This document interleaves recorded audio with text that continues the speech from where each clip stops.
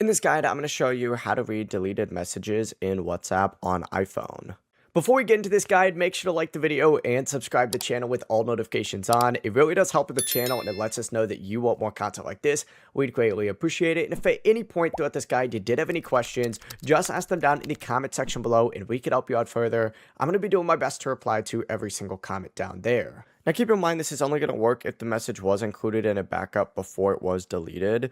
But begin by opening up WhatsApp and tap the little settings gear down at the very bottom. Scroll down, find chats on here and open that up and then select chat backup. You just need to make sure that your latest like iCloud backup or even Google backup was made before the message was deleted.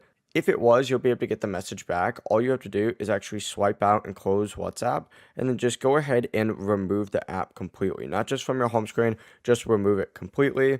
And then re-download it and open it back up. And when you open it back up, type your phone number again, the same phone number from the previous account.